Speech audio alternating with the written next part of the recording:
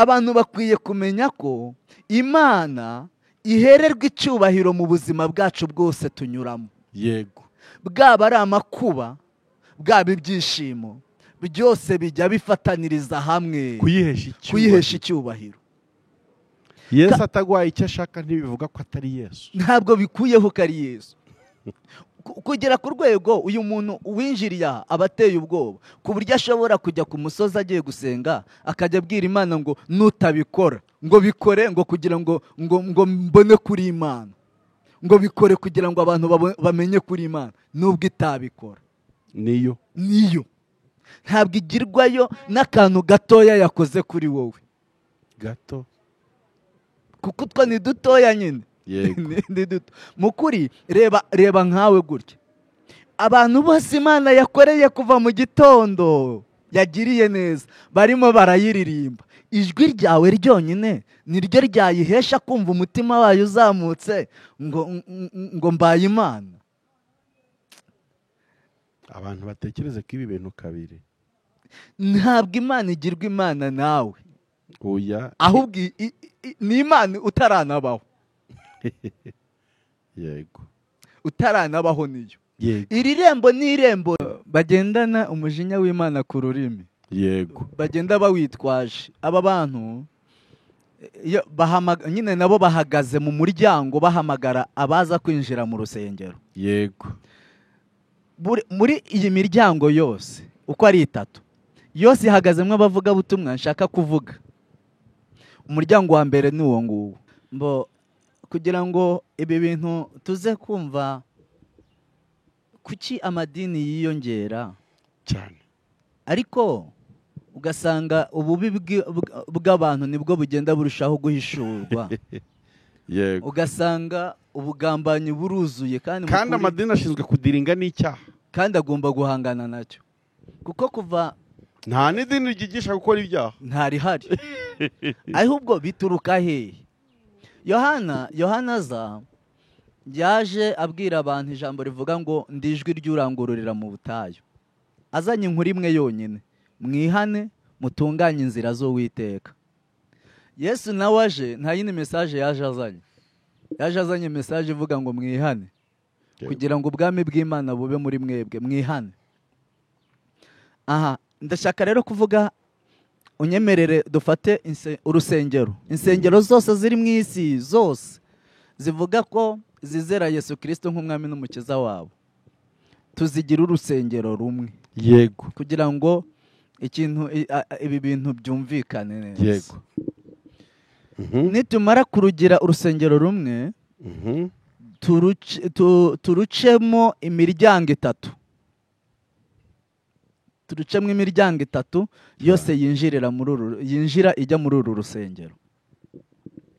Niturangiza tujye twareba ni hehe bipfira. Yego. Ndahamya neza ko aya marembo nitumara kuyavuga, iyi miryango nitumara kuyivuga, yego, turajya kurangiza buri muntu wese yabashije kumva aho bipfira. Yego. Yarangije kumva ikibazo ahantu kiri. Yego. Irembo rya mbere. Reka ntangire gusoza cyane wowe udukurikira mu biganiro buri munsi uko bwije nuko bukeye, muri abantu b'umugisha, muri abantu b'umumaro cyane no kuri kuba mwarahisemo kujya mubana natwe mu biganiro. Natwe twavuze ko tutazabatenguha, tugomba kujya tubazanira ibiganiro byiza, ibiganiro by'ivugabutumwa, ibiganiro bibajijura, bigiraho bidukura kandi bikagira n'ahantu bitugeza. Njye nitwa BKM, turi kuri Evangélisez le Monde TV. Turi hano nyine ngo tubwirize isi ubutumwa bwiza nk'uko twitwa. Twicaranye n'umukozi w'Imana kuri kamera zacu, tugiye kubana muri iki kiganiro. Ni ikiganiro cyiza, ni ikiganiro cy'umugisha, ni message n'ubutumwa. Ndagira ngo ufungure amatwi yawe ndetse n'amaso yawe kugira ngo umwitegereza avuga unamwumva, kuko ibyaje kuvuga biratureba twese, abahisemo kureba kino kiganiro cyangwa se abahisemo gukurikira iyi televiziyo uyu munsi wa none ndetse no mu bindi bihe bizaza. Umeze gute? Amakuru ni meza. Amakuru ni meza. Yego. Turakwakiriye, tugwaye ikaze hano kuri Evangélisez le Monde TV. Murakoze cyane bane baho umugisha. Waruyizi? Nari nyizi nyireba. Yego. Waruyizi yireba. aha abantu badukurikiye rero, abantu badukurikiye muri iki kiganiro baraza gukenera kumenya urinde, ninde tugiye kubana muri iki kiganiro cy'uyu munsi. Nitwa Emmanuel Nitanga. Urongera ijwiho gake. Nitwa Nitanga Emmanuel. Yego. Ndi umugabo ndubatse, ubu tuvugana nkorera umurimo w'Imana Kampala muri Uganda. Yego. Ndumva ari ibyo ngibyo, Imana iduhana umugisha. Yego, ni Emmanuel ni umugabo wubatse, akorera umurimo w'Imana muri Uganda, muri hetorero. Itorero ryitwa Tabernacle Holy Gospel Church. Tabernacle Glory Gospel Church. Glory Gospel Church. Mu murimo w'Imana ukora iki mu mpano cyangwa se muri za ngingo za mpano Imana yahaye abantu zitandukanye?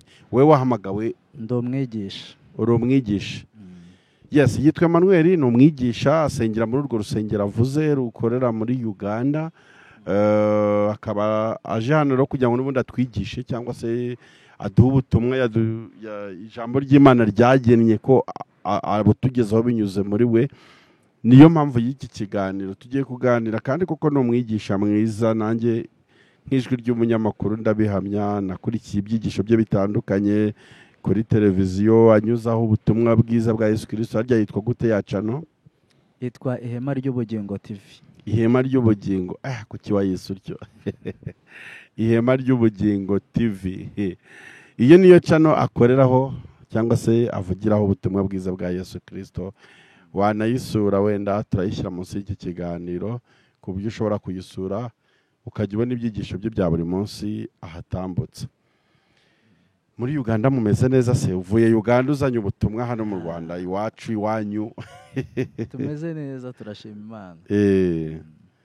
Uganda se iyo ugereranije wenda ivuga butumwa ryo muri Uganda na hano mu Rwanda ubibona ute? Ni iki mwadusizeho, ni iki dukwiye kubigiraho aba gospel Uganda gospel, cyangwa se ni iki mwatwigiraho? Mbega duhe ikigereranyo kuko nzi ko utamaze igihe gito. Nge mu kwitegereza kwanjye ni ikirere gikeneye ubutumwa bwiza. Yego. Ni ikirere gikeneye ubutumwa bwiza, gikeneye abakozi b'Imana bafite inyota yo guhindurira abantu kuba abigishwa ba Kristo, badafite inyota ariko yo guhindurira abantu kuba abigishwa babo. Kandi icyo kintu uvuze kirakomeye, ndetse ko nubwo wenda tutarinjira muri topic yacu, nkeka ko icyo kintu ugezeho uvuga kiri mu byatumye abantu benshi bahinduka abayoboke b'amadini kurusha kuba abigishwa ba Yesu Kristo. Cyane cyane. How do you understand? Kandi ntabwo wabarenganya. Uko umuntu yigishwa nibwo umuntu agira ubumenyi buhwanye n'ibyo yigishijwe. Iyo yigishijwe n'umuntu witwaje Bibiliya ariko uri kumwihindurira kuba uwe, aba uwe nyine. Yego. Ariko Uganda ni igihugu cyiza muri evangelization, mu bakozi b'Imana. Ni igihugu cyo kubonamo iminyago myinshi, ni igihugu cyo kubakamwo ubwami bwa Kristo mu rwego rukomeye. Ariko kandi amahirwe makeya nayo ko abahageraho kubaka ubwami bwa Kristo inshuro nyinshi bubaka ubwami bwabo. Ubwo we ntiwaba uri mwabo se?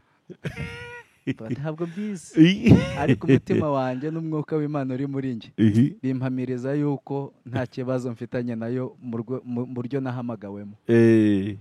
Mu buryo wahamagawemo uvuze ikintu gikomeye gifitanye n'isano ya hafi y'insanganyamatsiko yacu dufite ikiganiro ivuga ngo kubera icyo uko amadini arushaho kwiyongera ari nako imbuto z'agakiza zirushaho kubura,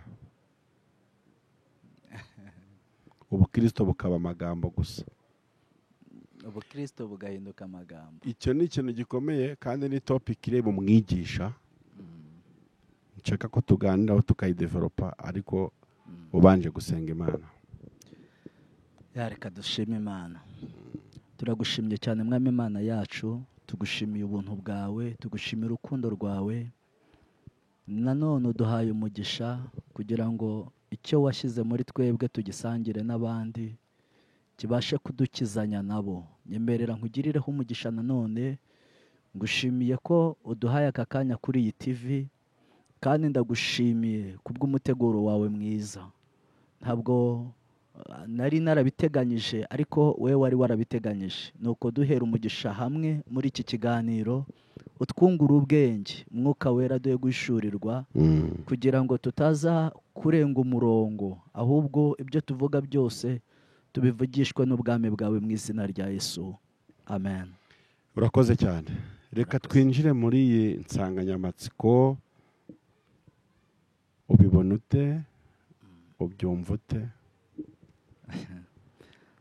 Ndibuze kubanza gato muranyemerera mbanza nsome ijambo ry'Imana. Ijambo turi busange mu butumwa bwiza bwa Yesu Kristo bwanditswe na Yohana, ibice 10. Turasoma umurongo w'9 turagera kuri 11. Yego. Haranditse ngo ni ingerembo, umuntu niyinjira muri nge azakizwa, azinjira asohoke kandi azabona urwuri. Umujura ntazanwa n'ikindi keretse kwiba no kwica no kurimbura, ariko njyeweho nazanywe no kugira ngo zibone ubugingo ndetse ngo zibone bwinshi. Ninjye mwungeri mwiza, umwungeri mwiza apfira intama ze, amen. Yego. Hari Yesu arimo arabwira, arimo arasobanura icyamuzanye. Yego. Anasobanura abamukurikiye. Avuze ibintu bigeze kuri 2. Icya mbere avuze ko we ari irembo. Niwe rembo. Niwe rembo. Yego. Agahindukira kandi akaba n'umwungeri. Yego. Ariko umwungeri w'iki? W'intama zanyuze mu irembo. Yego. Zinjiriye mu irembo. Yego. Kugira ngo ibi bintu tuze kumva, kuki amadini yiyongera cyane, ariko ugasanga ububi bw'abantu nibwo bugenda burushaho guhishurwa. Yego. Ugasanga ubugambanyi buruzuye, kandi amadini ashinzwe kudiringa n'icyaha, kandi agomba guhangana nacyo, kuko kuva nta n'idini ryigisha gukora ibyaha ntarihari. Ahubwo bituruka hehe?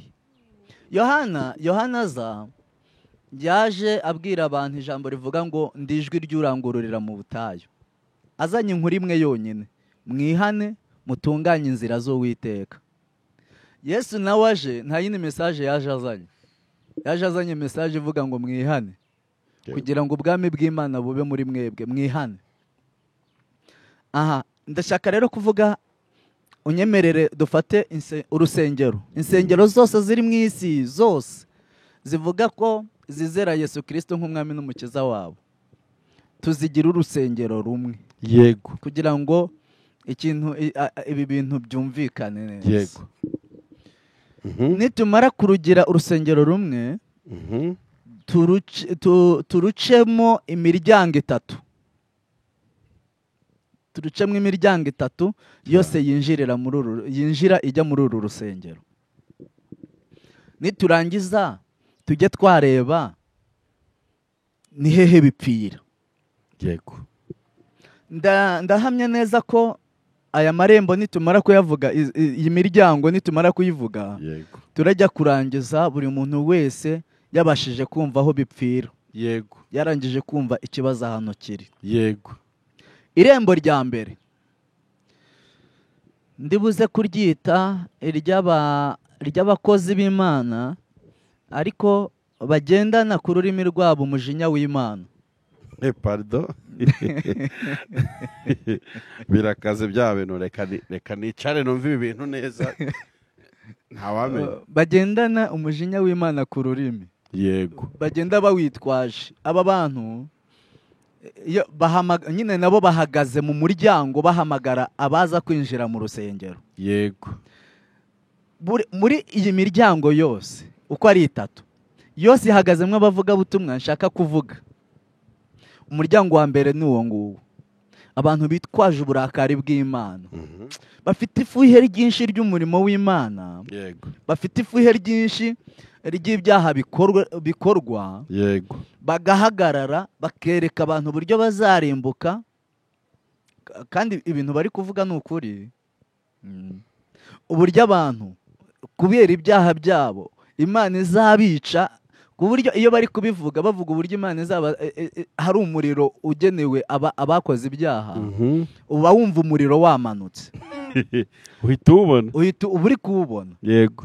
Noneho abantu bari kubyumva birukanswa n'ubwoba bwa wa muriro, bakinjira muri rya rembo, bakinjira mu rusengero kubera ubwoba, kubera ubwoba. ndakumva, kubera ubwoba, kuko uwo muriro bawubonye, bari kwemezwa uburyo bagiye gupfa, kandi ibyaha byabo bafite birabemeza neza ko ibyo biri kuvugwa ni abakandida b'urupfu. Noneho aba bakinjira, aba bameze nka Nowa. Nowa Imana iramubwiye ngo baze inkuge, arayibaje mu gihe kingana n'imyaka 120.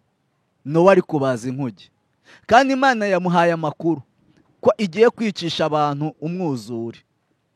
Nowa ntiyaceceka, arababwira ati ariko burya mugiye gupfa, umwuzure ugiye kuza.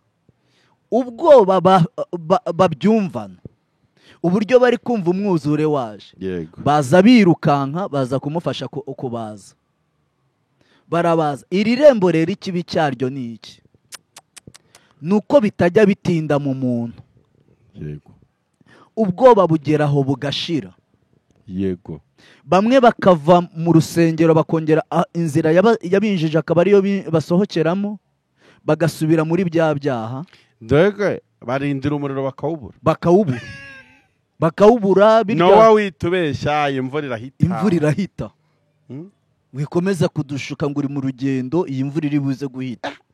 Kuvuga ikintu gikomeye gitindeho cyane, kwinjira mu nzu y'Imana kubera ubwoba bw'ibyo bakubwiye ubona imbere, n'ingaruka z'ibyo urimo. Ariko iri rembo wicaramo nyine, wicaramo ukajya ugira ngo wakijijwe, ukabyina ukagira ngo wakijijwe. Uko imyaka igenda iza, ya makuru bakubwiye ubona atari kuza. Ni nko kuba mu buhungiro uhunze intambara, ukaba mu ishyamba utuje uripoze, intambara yashira ugataha cyane, ugasubira mu buzima wari urimo. Yes.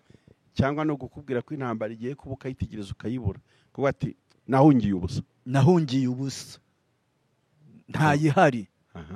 Cyane ushingiye ku bimenyetso bifatika ntayo.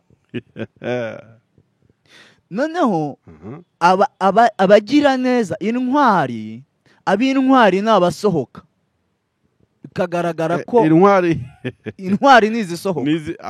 Yego. Ni iki kibahinduye intwari?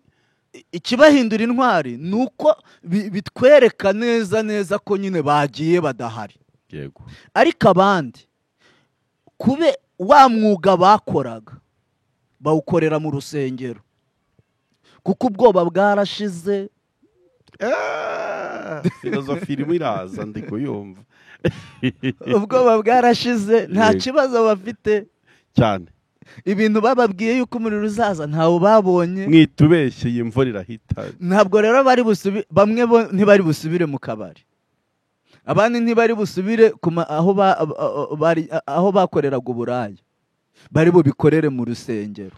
Ubwo abo sibo baza bakitwa abapagani bo mu rusengero? Yes. Mugani wa Juste. Abandi ntibategereje kwiba bongeye gukora mu mufuka,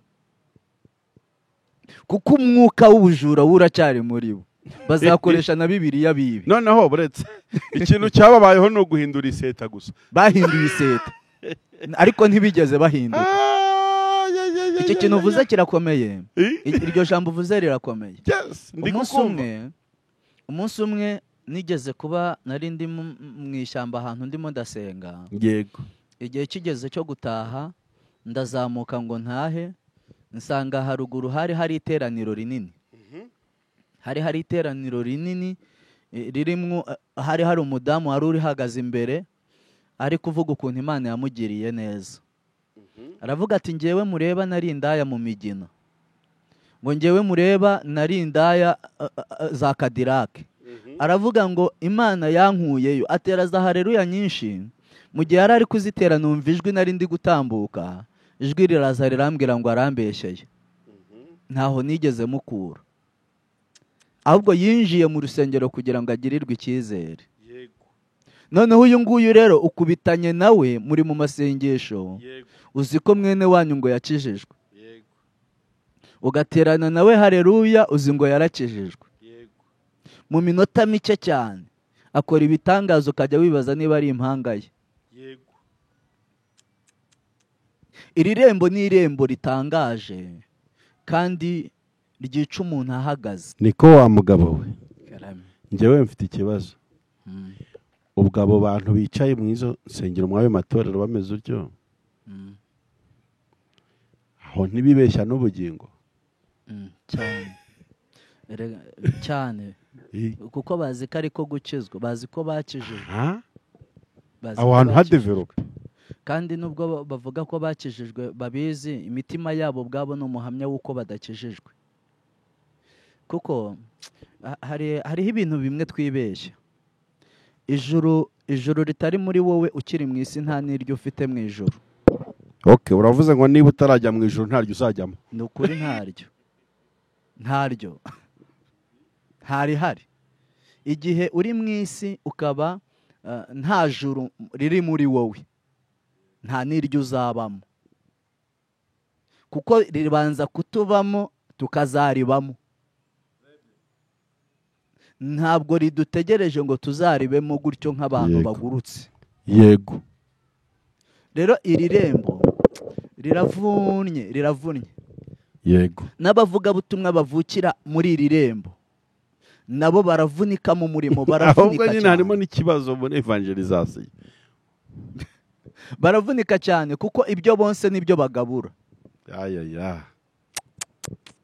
Bonka umujinya akaba ari wo bagaburira abantu. Murapfuye, murarimbutse.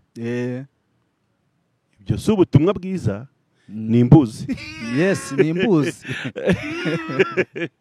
Kuko ubutumwa bwiza ubundi ni ijambo rimwe, ni Kristo. Ubutumwa bwiza buranabohora. Yes. Mubwire abantu ibyururutse umutima, mubabwire ko Yesu agira neza, mubabwire ko Yesu yabaye agapfa kubwabo kandi akazuka, kabambwa, kabazanagaruka. Ariko nuzana inkota mwakwihanya muri mu biki? Yes, barakwiye kwihana. Ntituri kubyita bibi. Yes. Ataza no kugira umuntu kumva nabi. Ariko turi kwibaza bwo kwingingo ya mbere ijya ngo tukiriho. Iyi message iratuma umukristo aba umukristo wa Kristo, cyangwa n'umukristo uhunze umujinya by'agahe gato. Komeza. Ni by'agahe gatoya. Uyu mukristo ni igitangaza. Uyu mukristo uko iminsi igenda ishira, nawe reba imyaka 120 nawe ari kubaka iriya nkuge. Yego.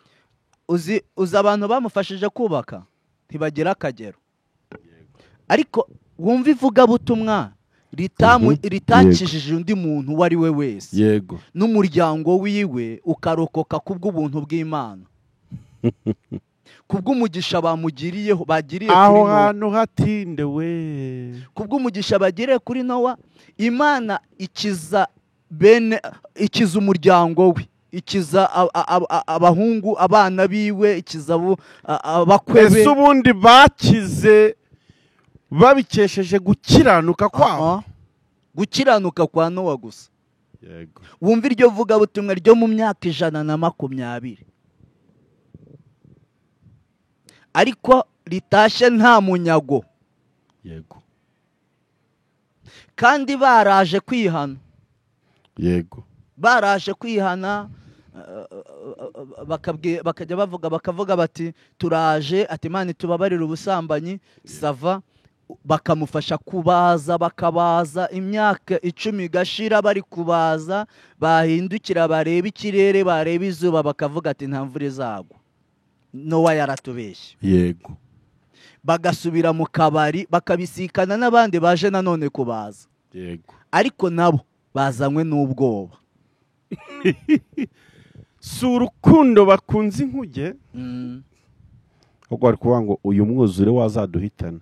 Ushobora kuza. Ese ubwo mukristo arihannye? Ntabwo yihannye.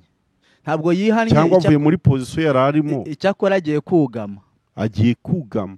Agiye kugama akanya gatoya. Ubu bwoba bubanze bushire nibwo yihishe. Yihishe ubwoba. Ubwoba bamuteye nibwo yihishe. Ni ibintu bivunnye. Ubwo rero ukiri ku iyo ngingo, wenda cyakora wenda wasanga biri mu ngingo zindi, uraza no gutubwira gukizwa n'iki? Turaza kubireba. Yego, turaza kubireba. Tuvuge umuryango wa kabiri. Tuvuge umuryango wa kabiri. Umuryango wa kabiri nawe uratangaje. Ni umuryango w'isi yitwaje Bibiliya. Yego. Isobanura Bibiliya ariko mu buryo bwayo. Ndakumva cyane, humura. Ubu reka mbanze nguherezeho urugero gatoya kuri aba bavuga butumwa bari muri uyu muryango. Yego. Umunsi Yesu atubura imigati, Bibiliya iravuga ngo bari 5,000 barariye barasigaza. Yego. Barya rero bose uko ari 5,000 byatahanye ivuga butumwa. Yego. Muri karitsiye. Message wese yari afite ikiro abwira abantu. Buri wese y'umukiri imbere y'iteraniro iryo ari ryo ryose ntiyari kubura icyo abwira abantu cyane. Ariko message yabo yari ihuye n'ikintu kimwe. Yego. Yesu aragabura. Iyo ngingo yitindeho ya kabiri. Kuko muri iyi generasiyo irayoboye. Yesu aragabura. Ni gute usonza kandi Yesu ahari? Muzi ibintu yadukoreye kwa gatanu turi Kaperinawumu. Mwarabimenye? Mwebwe murasonza cyangwa murahaha mugahahisha yani. Ariko uyu muntu banza utaza kumurenganya kuko ari kuvuga Yesu ko yamubonye. Niko yamubonye. Ariko Yesu arenzaho. Yo none tumusabe yaguriye reko. Yes. Ashyikire na Yesu utanga amahoro. Reka nkubwire ingaruka z'abantu binjirira muri uyu muryango. Like you, man. Abantu binjirira muri uyu muryango bahura n'amakuba menshi. Ndibuze kuvuga ngo umuryango wa mbere uruta uwa kabiri. Yego. Impamvu uruta uwa kabiri ni iyihe? Nuko umuryango wa kabiri wo nukuri nta kintu binjirana. Nta kintu binjirana. Binjira imbokoboko. Ntacyo. Kandi bicarana imbokoboko. Mu rusengero baba barimo ariko ntacyo bafite. Ahubwo bahora bahanze amaso se wamuriruriye. Ubwo twageze tekereza kuba uri kujya mu ijuru utegereje umuriro. Unawe ufite amatsiko. Kuko baje bahunze umuriro. Rero nashatse ko twimuka tukajya kwa kabiri. Wa kabiri niwe turiho.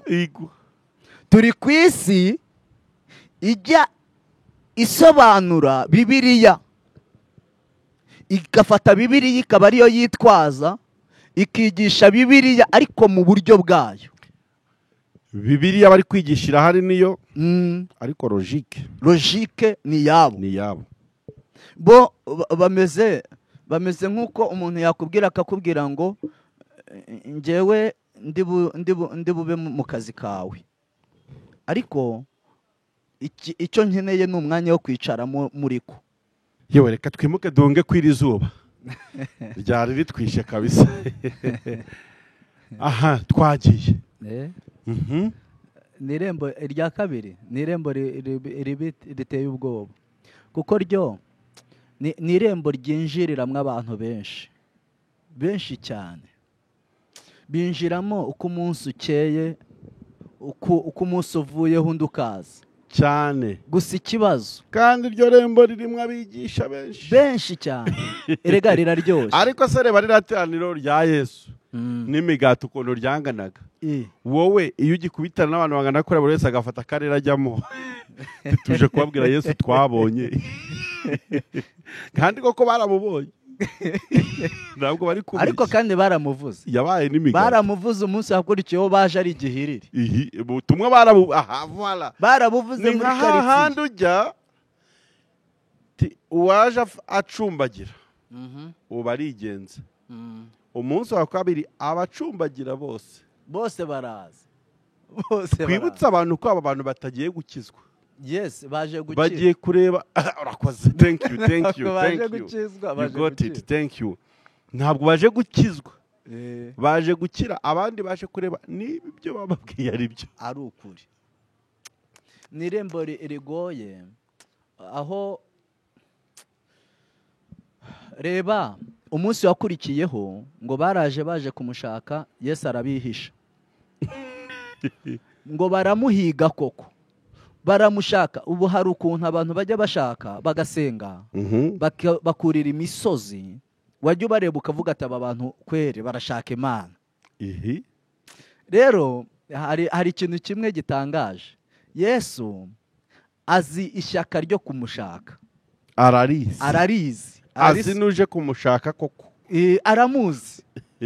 Ajya abasha gufata iteraniro akarishyira mu byiciro, abantu baririmo akabashyira mu byiciro, akavuga ati wowe uranshaka, ariko wowe ntabwo unshaka, ahubwo hari ibintu ushaka. Oya, ntunshaka, urankeneye. Ntabwo unshaka, urankeneye.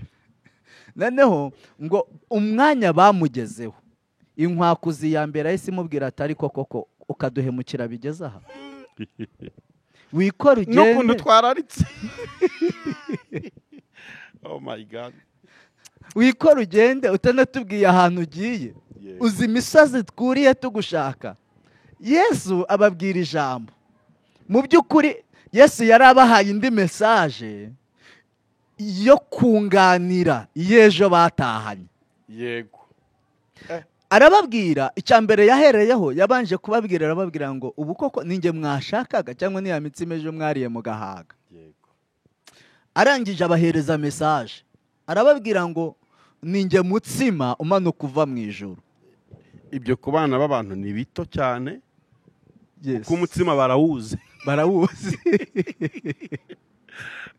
Ariko mukuri nubwo bazi umutsima, Yesu arimo aruzuza mesaje ejo bajyanye tuzuye. None se ntuzi ikiganiro agiranye na wa mugore bahuriye w'umusamariyakazi, twampaye ayo mazi wita amazi, ko njye harayo nguha umunsi umwe gusa, ntuzagaruke hano. Ariko se burya ntiyahagarutse bukeye? Burya ikintu abantu bakwiye kumva ubwiru bw'Imana. Niki Yesu ari gushaka kuvuga? Niyo ngorane uyu munsi dufite, itumye biri mu mpamvu zitumye insengero ziri kwiyongera, ariko nta gakiza gahari. Impamvu insengero ziri kwiyongera ni uko buri wese afite logike ye kuri Bibiliya. Logike ye, apana logike ya Bibiliya. Yego. None iyo afite logike ye ku ijambo ry'Imana, ahuza n'abandi barwaye nkawe. Yes. Kuko iyi si ya none mukuri abantu bakeneye abababeshya. Yego. Isi ya none abantu bakeneye abababeshya, kandi iyo ufite ururimi rubeshya uba inshuti ya benshi. Ntabwo uba inshuti ya bose, ariko uba inshuti ya benshi. Uko ni ukuri. Noneho rero kugira ngo umuntu yubake ubwami bwe, bisaba kugira logike yiwe kuri Bibiliya. Kugira ngo umuntu yubake ubwami bwe, nuko agira logike ye kuri Bibiliya. Yego. Kuri Bibiliya ntibayisiga, kuko niyo nteramvugo yabo. Ni igitangaza kuba umuntu yahagarara mu muryango kuva ku itariki ya mbere kugera kuri 30 ari guhamagara abantu, ababwira ngo niba warabuze urubyaro udakijijwe ngwino kuri Yesu.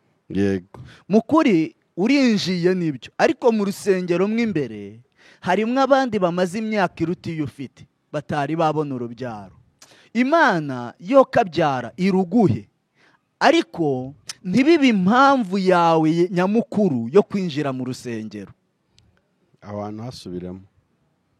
Reba kuba umuntu ashonje, nawe uri kumwigisha umubwira ngo ntugasonze Yesu ahari. Yego.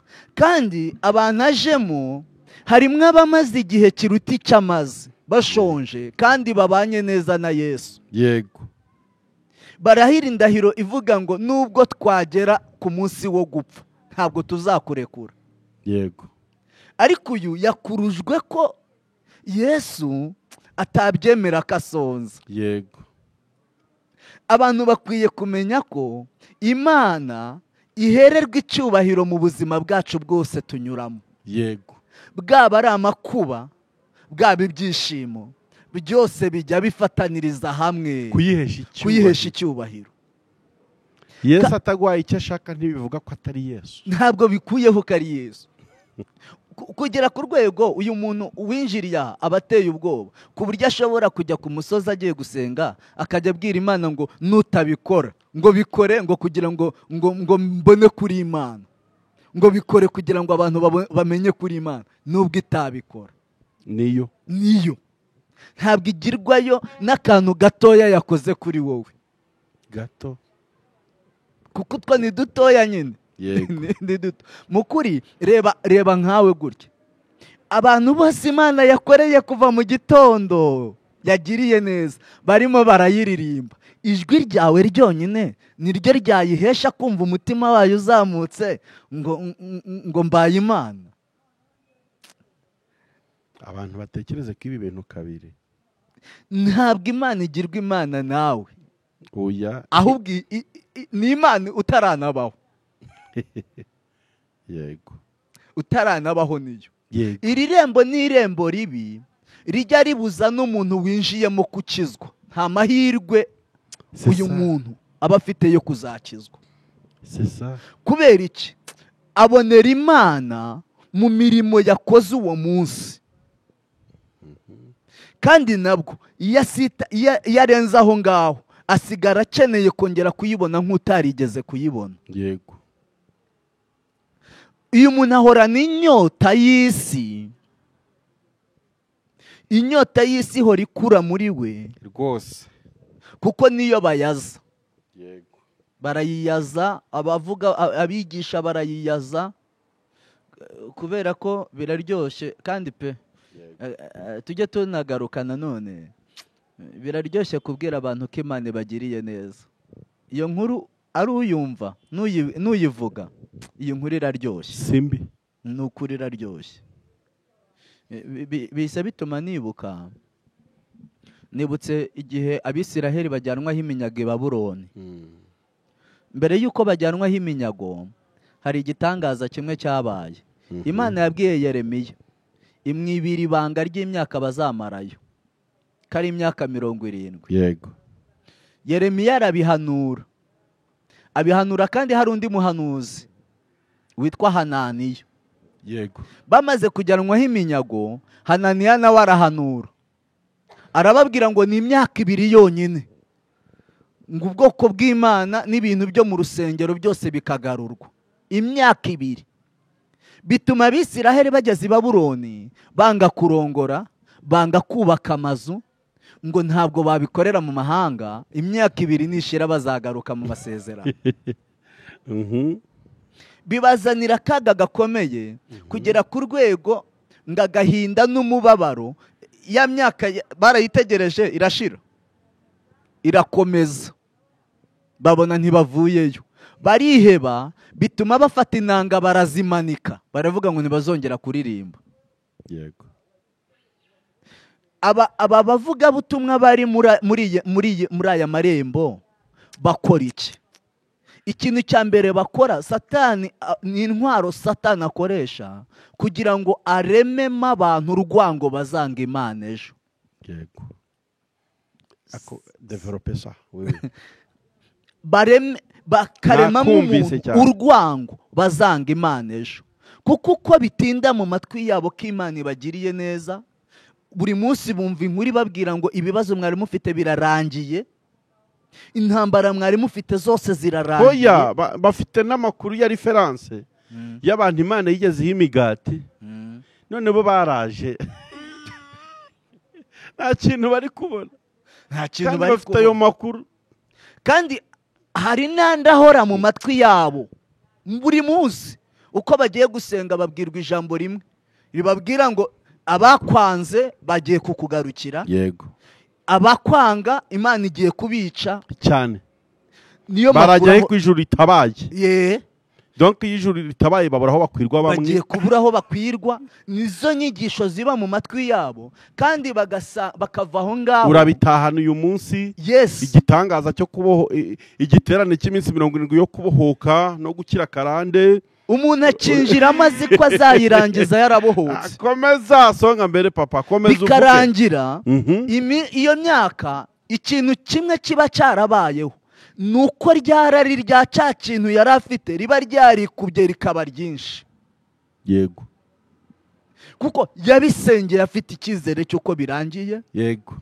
Abwirwaho akagenda ahabwa n'ama message amwereka yuko koko byarangiye. Yego. Iyi minsi ijya kurangira mu mwuka yarumye, atagishoboye no gusenga isengesho ngo yumve ko rimuryoheye. Ntibikunda. Yaranze Imana, yarayizinutswe mu mutima. Yego.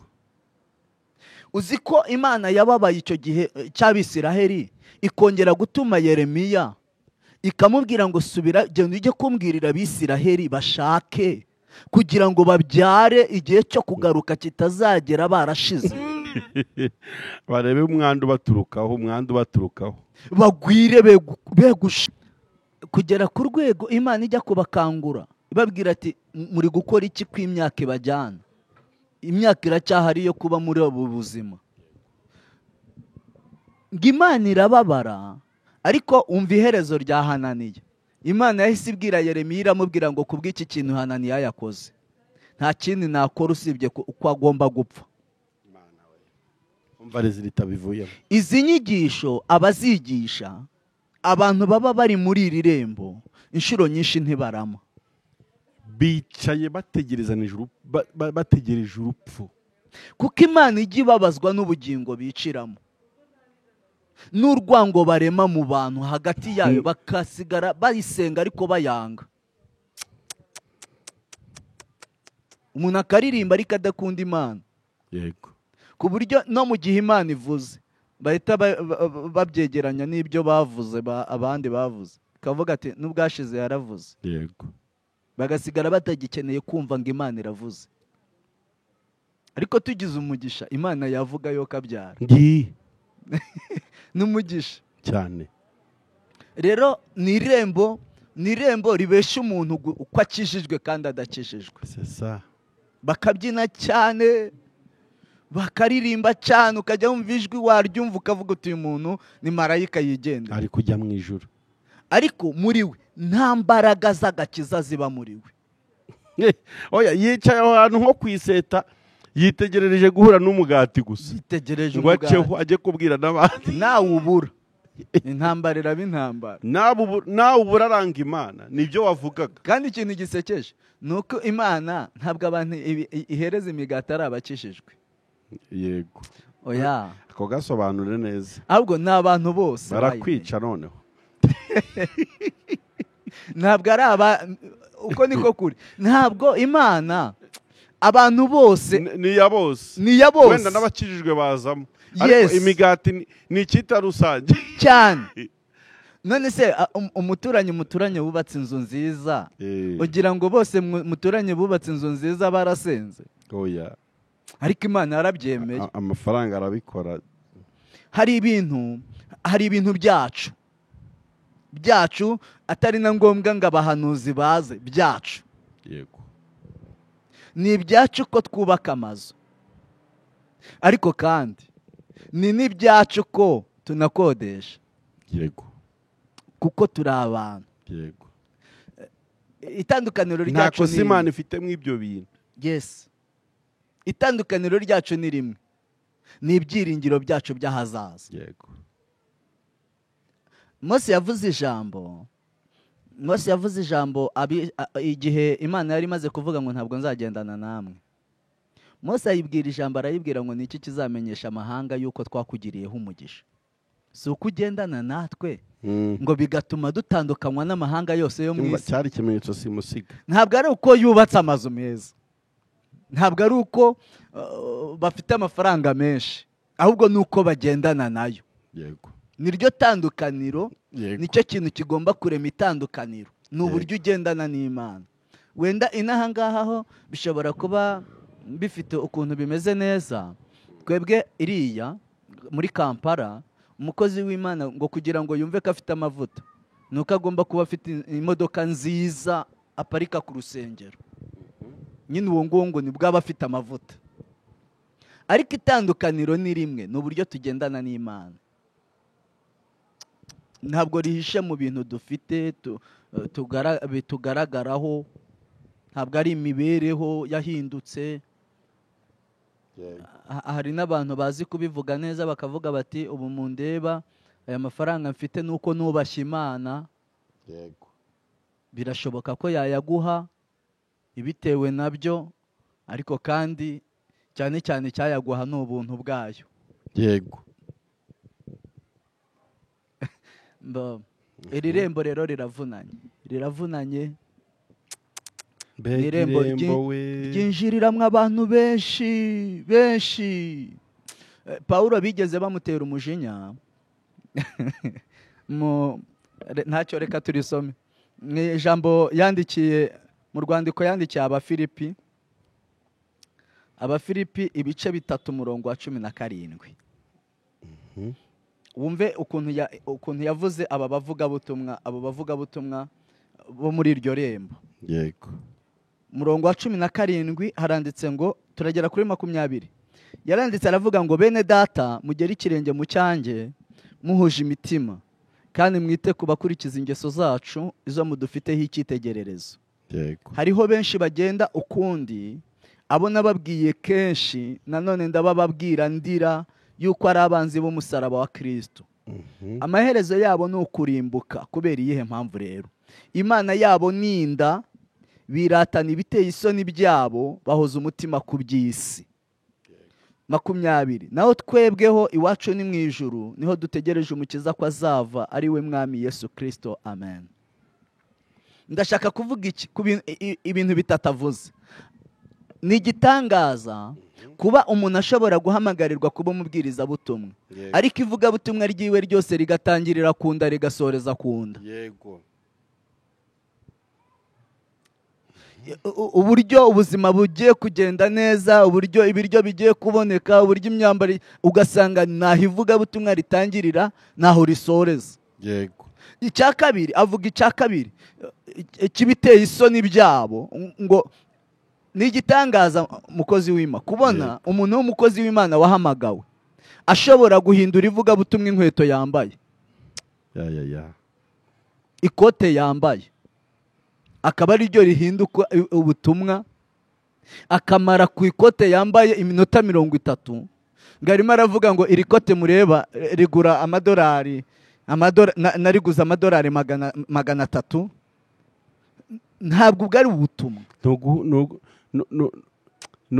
ni ugufata iby'Imana yagukoreye ukabyita ubutumwa bwiza, ntabwo ari ubutumwa kandi ari ibitangaza. Ibyo ngibyo niyo mpamvu n'abanyamahanga baduseka, niyo mpamvu baduseka. Yego. Kuko wakoze, nukora uzabona amafaranga, nubona amafaranga uzayagura. Amafaranga agira amahame yagenga. Yes. Ntabwo amafaranga aturuka ku kubaha Imana. Ntabwo ari ukubaha Imana. Ubwo we process money. Urakora amafaranga akaza, kandi iyo abonye yakoresha icyo ushaka. Yes. Noneho ubutumwa buhinduka ikote imbere y'abantu bambaye ubusa utambitse. Ubutumwa buhinduka inzu wujuje imbere y'abantu birukanye mu mazu, babuze ubwishyu bwo bukode. Yego. Kandi wahamagariwe kubasubizamo ibyiringiro. Yego. Wahamagariwe kubabwiriza. No kwabwa ko nyuma yo gukodesha tuzabaho mu buzima bwite. Hari ubundi buzima budakodesha. Hari ubundi buzima butari ubwaha hafi aha. Yes. hirya y'ibyo ngibyo reka nkubwire ikintu kigeze kimbaho nanakurikira iki kiganiro nta kintu bintwaye kuko ntabwo ari bibi. Umukozi w'Imana umwe twigeze duhurira ahantu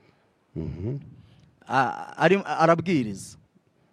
Mu gihe yari ari kubwiriza Imana ivugana nawe. Urabona hari protokole yo guhanura igihe cyose umwigisha ari kwigisha. Ariko uwo yishe protokole, umuhanuzi yishe protokole, aramuhanurira ari kubwiriza. Aramubwira ngo mwana wanjye numara kubwiriza ngo mvuze neza none nkubikiye kado. Numara kubwiriza uhita utaha mu rugo nahashize surprise. Muhungu yamaze kubwiriza ahita yirukanka agiwe. Ageze asanga urugi baruciye. Yego. Rw'inzabamo. The surprise. Yes. Mu by'ukuri nanjye nkibyumva numvaga mfite amatsiko yo kumenya surprise Imana yamubikiye ni iyihe. Ariko umva ikintu cyabaye.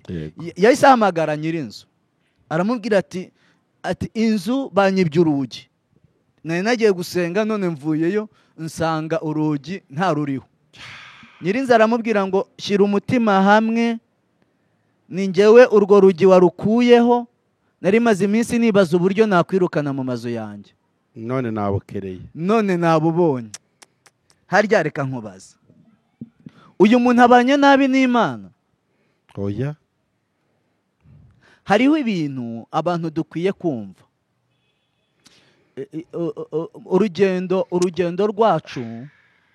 Urugendo rwacu hari aho rutwerekeza, hari aho tugana. Aho hantu tugana rero hari ibyo tuzahura nabyo mbere y'uko tugerayo.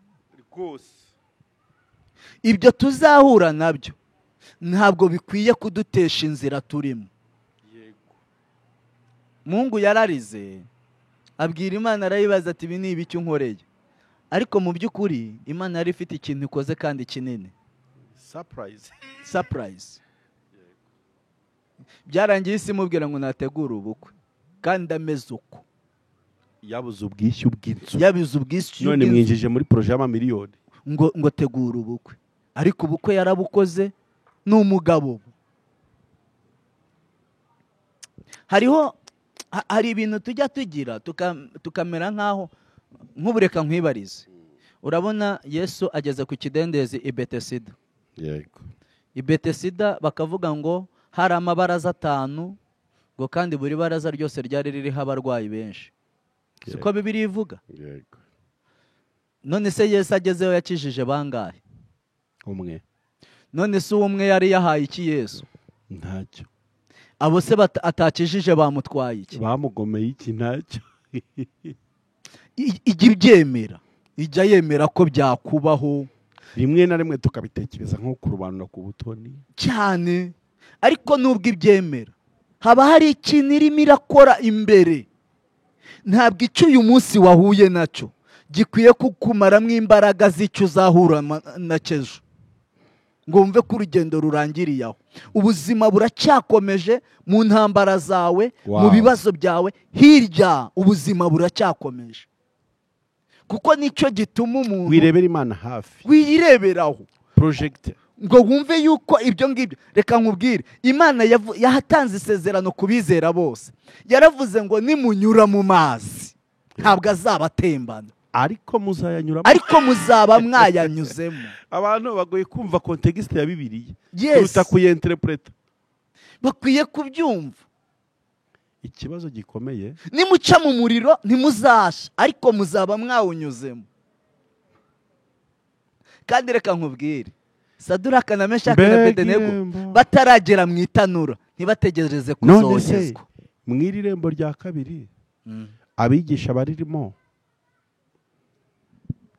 ugira ngo ahubwo bashobora kubwira abantu ko hari n'umuriro uhari. Aba bantu barabereka ibiri inyuma y'umuriro, barabereka intsinzi, ariko nta kurwana kwabaye, nta ntambara yabaye. Barabereka amakamba, ko numva resheki y'itorero, barabereka amakamba uburyo hari ukuzamurwa mu ntera, ariko ntacyo yahanganye nacyo. sesa uzazamurwa mu ntera utagiye mu ishyamba shaka Bikagera ku guhangana rwego n'umwanzi. n'akageragezo gatoya kagera ku murokoro uyu munsi muri iki gihe turimo, kagahita kamushyira hasi. Kubera iki? Yagejejwe aho adakwiye. Yahawe amakuru atari yo kuri Kristo. Yes.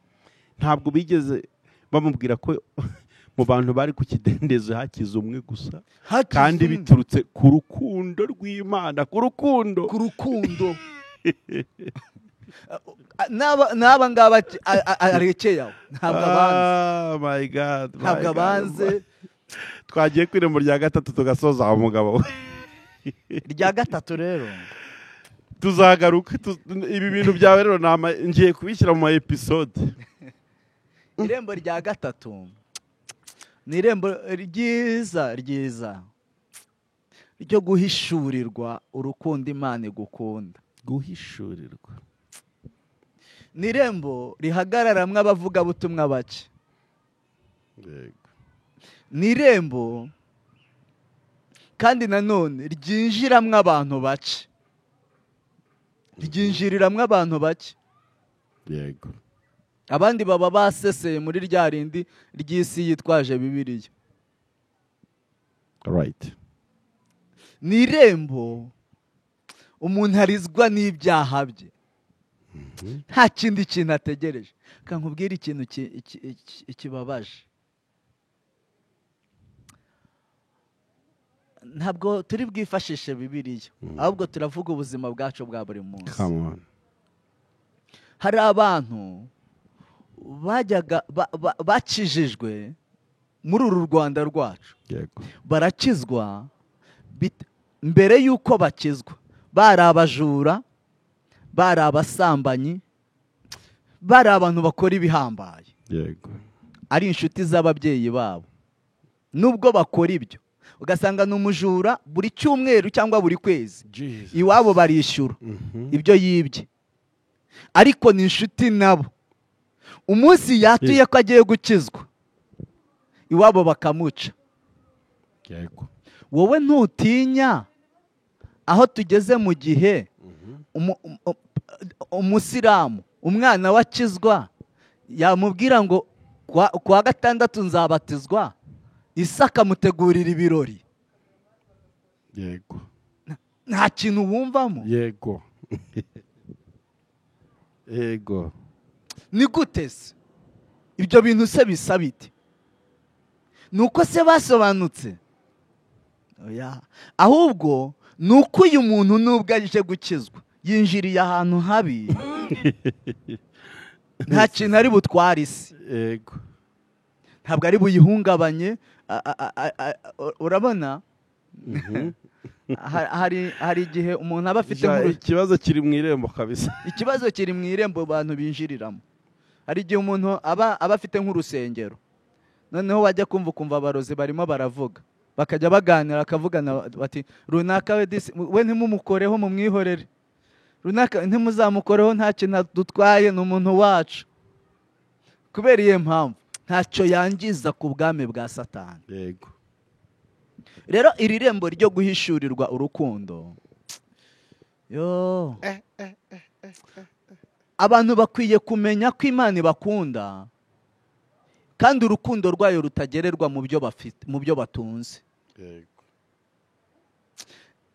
Kankubwira ngo Imana iragukunda uko ngukuri ukumeze. Yego. Iragukunda nta konti ufite, iragukunda konti yawe yuzuye. Yego. Mbega iragukunda yo no mu gihe wajugunywe abantu bakujugunye, yo isigara igukunze kandi kwitayeho nubwo amaso yawe yabihishwa. Yego. Ariko ibiri kurwana intambara ikomeye ku bwawe. Yego.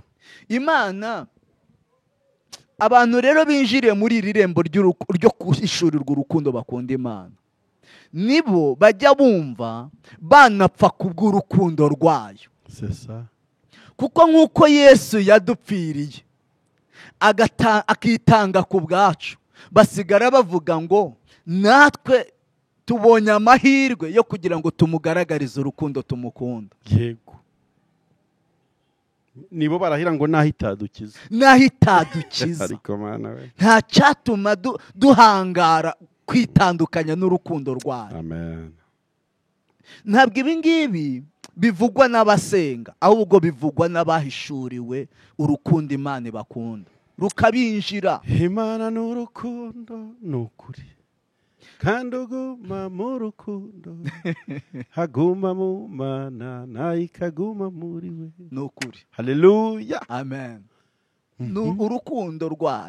Urukundo rwayo rutagira akagero, urwo yerekaniye mu mukunzi wayo. Niba waraje kuri Kristo utabitewe n'urukundo wamukunze, utaramenya mu irembo ritari, utaranamenya ko agukunda. Yego. Turi no gusoza ubu kugera ku rwego, kandi ukamenya ko agukunda, kugera ku rwego wumva ubuzima bwawe nawe wabutanga kubwe. Ahubwo kugera ku rwego umukumbura ukarara udasinziriye kuruta gukumbura umugati yaguhereye i Kaperinawumu. N'ukuri. Ukamenya ko Yesu ukunda. Reka mbwire abantu bose badukurikiye, kambwire uyu muntu udukurikiye, hatitawe ku bihe uhagazemo, hatitawe ku byo uri kunyuramo, Imana iragukunda. Kandi ikintu gitangaje, igukundira urukundo ititeguye kuzayisubiza. Ntabwo ivunjisha, ntabwo igukunda igendereye kuzayibisubiza. Urugero rutoya, hari uburyo twebwe tujya dukunda, tugakunda umuntu kubw'uko hari icyo tumushakaho tukakibona. Yego. Umuntu akagukunda kuko ufite amafaranga, iyo yashatse uhita uyamuha nta kibazo afite. Yego. Uzamenya ko agukunda ryari rero? Igihe ya mafaranga utazaba uyafite. Yego. Akenshi abantu ntabwo bakundana, nabwo barakenerana. Ariko rero Imana yo idukunda nta kidutegereje. Uzi ko igikunda umusambanyi, ikamurindira mu busambanyi bwe, mu migambi ya Satani yo kumwicira muri byo, Imana ikabimurindiramo. Yego. Nese ubwo icyo nicyo yabigushaka ngo igukunde. Imana iragukunda. Reka iri ni ryo rembo, irembo ryo guhishurirwa urukundo Imana igukunda. Ni ryo rembo rizima. Ubonye abantu bose bari mu nsengero, iyaba bamenyaga uburyo Imana ibakunda, bakabimenya, ariko ntibabimenye byo bumenyi, ahubwo bikabinjira nk'ubuzima, bikaba ubuzima, bakabya babyumva muri bo uburyo Imana ibakunda. Imana irinda umujura agiye kwiba, ikamurinda agataha amahoro. Yego. Kandi idategereje gusa, muri yo harimo icyizere kivuga ngo ahari ejo azasobanukirwa urukundo mukunda. Yego.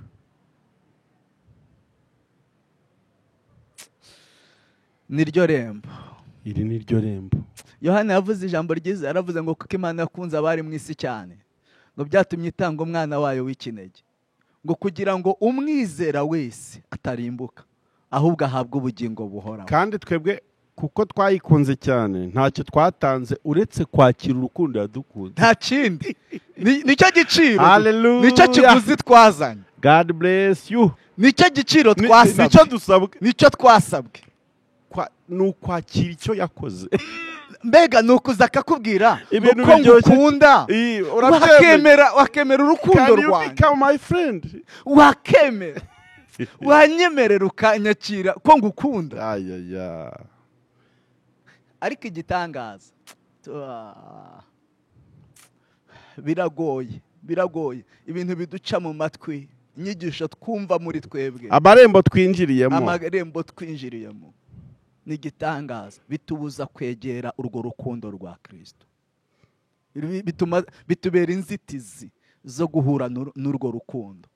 Kuko abantu bahuye n'urwo rukundo, wenda ndi gusoza kuri ayo marembo, abahuye n'urwo rukundo baragaragara. kandi ntabwo ari ngombwa ngo bitwaze Bibiliya, si ngombwa ngo babe bari mu rusengero, si ngombwa ngo bipresente ngo abari bo. Wasomye agatabo k'umugenzi? Yego. Mukristo hari ahantu yageze ngahura n'abari buriye inkike. Yego. Noneho ngo arangije ngababazwa nuko ngo bataye igihe.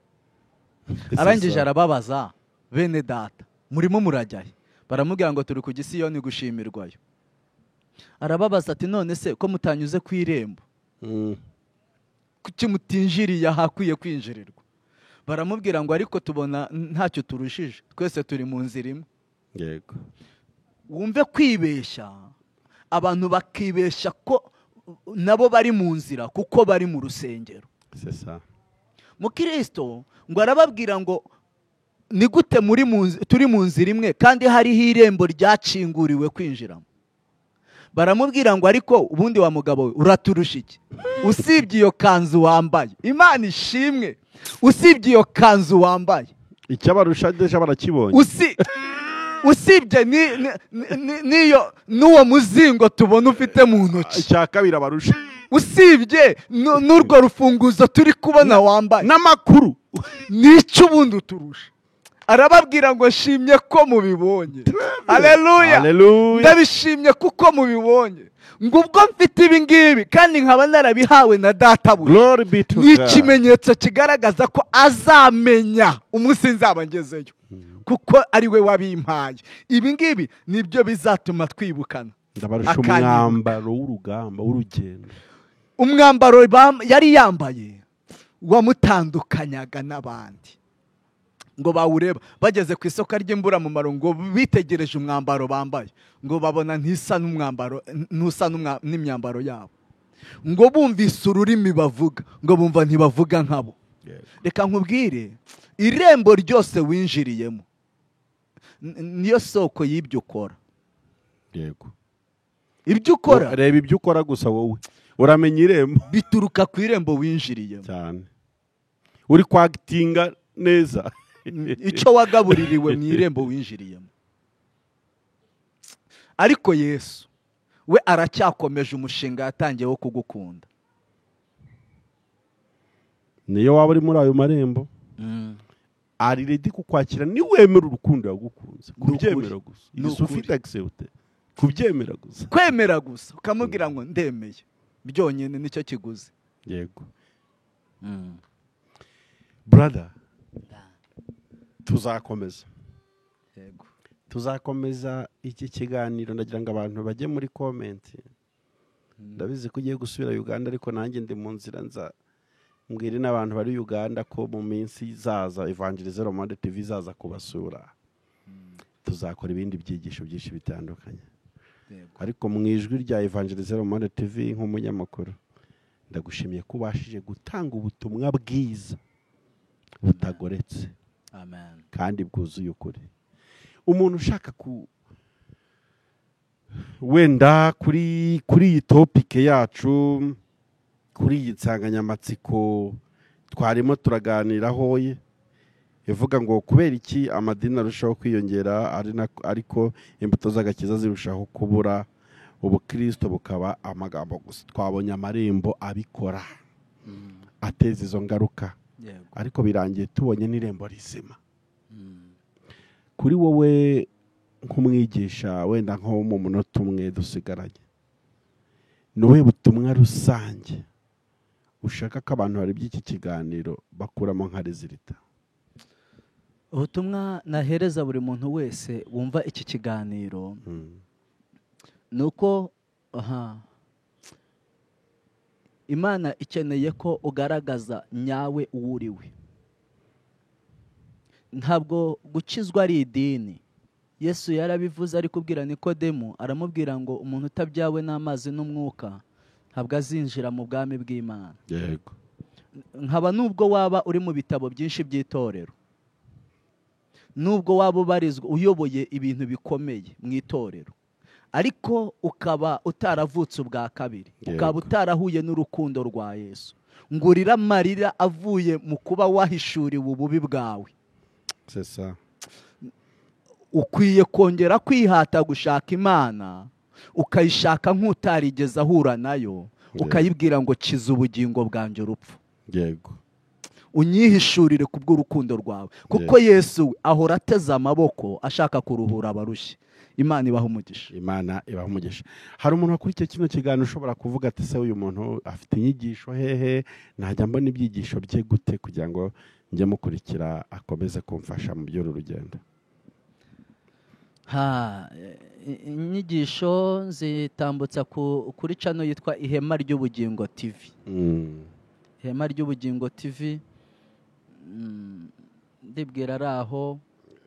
Imana iduhana umugisha. Ku muntu ushobora gukenera kukuvugisha ati wenda ntiyakwandika comment ariko akaba atereka nze ingini box y'umuntu umuvugisha we yakubona ute?